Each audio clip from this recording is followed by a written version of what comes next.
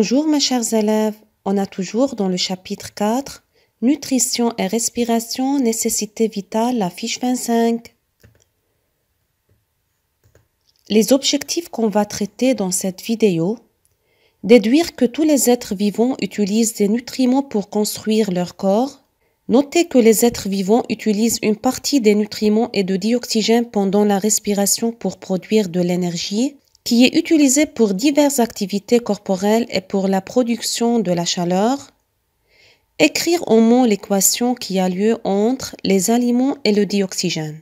Préparez vos matériels, le fichier et un crayon. Qu'est-ce qu'on désigne par le mot être vivant? Un être vivant peut être ou bien un être humain comme l'homme, ou bien un animal, ou bien une plante. De quoi les êtres vivants ont besoin pour survivre, c'est-à-dire pour rester vivants? Les plantes puisent du sol les sels minéraux et l'eau. L'eau et les sels minéraux constituent la matière minérale pour synthétiser leur propre matière organique par photosynthèse. L'homme et les animaux consomment la matière organique et minérale pour se nourrir. Et ils ont besoin de respirer pour obtenir le dioxygène. Maintenant, ouvrez vos fichiers à la page 38-39 et suivez avec moi à la fiche 25. À quoi servent les substances organiques et minérales consommées?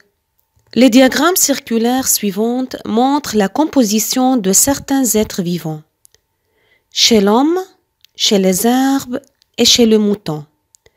Comme vous voyez, ces trois êtres vivants sont constitués des mêmes constituants qui sont l'eau, les sels minéraux, les protéines, les lipides et les glucides, mais en pourcentage différents. Chez l'homme, par exemple, le pourcentage d'eau est de 60 à 65% et 74% chez les herbes et 60% chez le mouton. La question 1, citez les substances qui constituent un être vivant. Comme on a vu, ces trois êtres vivants sont constitués d'eau, des sels minéraux, des lipides, des protéines et des glucides. La question 2. D'où proviennent ces substances chez l'homme? D'où l'homme assure-t-il l'eau, les sels minéraux et les protéines, les lipides et les glucides? Très bien, ces substances sont assurées à partir des autres êtres vivants comme les animaux et les végétaux. On considère maintenant ces deux graphiques, le graphe A et le graphe B. La question 3, donnez un titre à chacun de ces deux graphiques. Rappelons que le titre doit être sous la forme la variation de la variable affectée en fonction de la variable manipulée. Sur l'axe vertical, on a la variable affectée qui est la taille et sur l'axe horizontal, on a la variable manipulée qui est l'âge. Donc, le titre du graphe A sera la variation de la taille en fonction de l'âge. Et pour le graphique B, on dit la variation de la masse en fonction de l'âge. Comment varie la taille de la fille avec l'âge? Regardez ici. Comment varie la taille avec l'âge? Très bien, elle augmente. Et la masse de la vache, comment varie la masse en fonction de l'âge? Aussi, elle augmente. Comment peut-on expliquer l'augmentation de la taille et de la masse avec l'âge? Très bien, cette augmentation est due à la consommation de la nourriture chez les êtres vivants qui assure le développement de l'organisme. Est-ce qu'on peut déduire maintenant quel est le rôle des nutriments pour les êtres vivants? Pour les plantes et pour les animaux et pour les êtres humains? Les nutriments aident les êtres vivants pour construire leur corps. Pourquoi respire-t-on? Bravo, pour alimenter le corps en dioxygène. Et pourquoi on a besoin de manger? Pour alimenter notre corps par les nutriments. Mais la question, pourquoi notre corps a besoin de dioxygène et des nutriments? Très bien, pour produire de l'énergie. Comment se fait la production de l'énergie? Comme on a déjà vu, la production de l'énergie se fait à l'intérieur de chaque cellule dans notre corps. Chaque cellule dans notre corps utilise le dioxygène qui provient de la respiration et les aliments pour donner le dioxyde de carbone, l'énergie et la vapeur d'eau. Complétez maintenant l'équation de la réaction chimique qui se déroule entre les aliments et le dioxygène.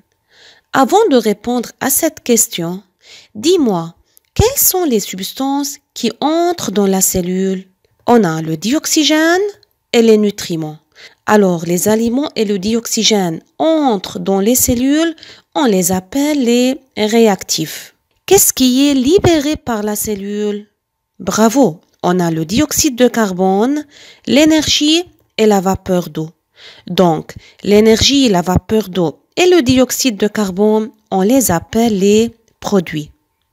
Maintenant, on peut compléter l'équation de la réaction chimique qui se déroule à l'intérieur de la cellule entre le dioxygène et les aliments en mettant les réactifs, c'est-à-dire ceux qui entrent dans la cellule avant la flèche et ceux que la cellule libère après la flèche. Donc, on obtient l'équation suivante. Le dioxygène plus les aliments, flèche, c'est-à-dire donne, produit de la vapeur d'eau, de dioxyde de carbone et de l'énergie. C'est ce qu'on appelle l'équation au mot de la réaction chimique qui se déroule entre le dioxygène et les aliments. Observez maintenant la figure suivante. Sous quelle forme l'énergie produite est utilisée? Le dioxygène et les aliments qui entrent dans le corps, comme on a déjà vu, se réagissent pour donner de la chaleur, de la vapeur d'eau, de dioxyde de carbone et de l'activité physique.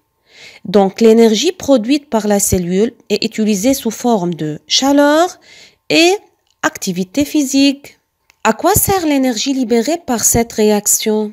Cette énergie sert à effectuer toutes les activités quotidiennes, comme les activités mentales et aussi les activités physiques. Et elle sert aussi à réchauffer notre corps et conserver sa température à 37 degrés. Par exemple, en hiver, il fait très froid. Qu'est-ce qui maintient notre température à 37 degrés? Bien sûr, c'est l'énergie libérée par la cellule. Puisque cette réaction se déroule à l'intérieur de chaque cellule et elle utilise le dioxygène provenant de la respiration, c'est pourquoi on appelle cette réaction la respiration cellulaire. Maintenant, une petite évaluation. La question 1. Qu'appelle-t-on la réaction qui se déroule dans les cellules et qui produit de l'énergie? Réfléchis bien. Très bien, c'est la respiration cellulaire. Indiquez les réactifs de cette réaction. Bravo, ce sont les aliments et le dioxygène. Indiquez les produits de cette réaction, c'est-à-dire les substances qui sont formées à la fin de cette réaction. Ce sont l'énergie, le dioxyde de carbone et la vapeur d'eau. Écrire l'équation nominale, c'est-à-dire l'équation au mot de cette réaction. Dioxygène plus aliments, flèche, dioxyde de carbone plus vapeur d'eau plus énergie. C'est l'équation au mot de cette réaction. Partie E. À quoi sert l'énergie libérée par cette réaction? Elle sert pour effectuer une activité physique, c'est-à-dire pour faire du travail, et pour réchauffer le corps et conserver sa température à 37 degrés qui est la température normale du corps. La question 2. La photo adjacente, comme vous voyez, montre l'amaigrissement extrême chez les enfants de Yémen. La question est, quelle est la cause de cet amaigrissement? Cet amaigrissement est dû à la manque de nourriture chez ces enfants. Est-ce qu'on peut déduire le rôle des nutriments pour les êtres vivants? Les nutriments aident les êtres vivants pour construire leur corps. Résumé. Tous les êtres vivants utilisent des nutriments pour construire leur corps. Les êtres vivants utilisent une partie des nutriments et de dioxygène pendant la respiration pour produire de l'énergie. L'énergie produite est utilisée pour les activités corporelles et pour réchauffer le corps et maintenir sa température à 37 degrés. Cette réaction se fait à l'intérieur de la cellule.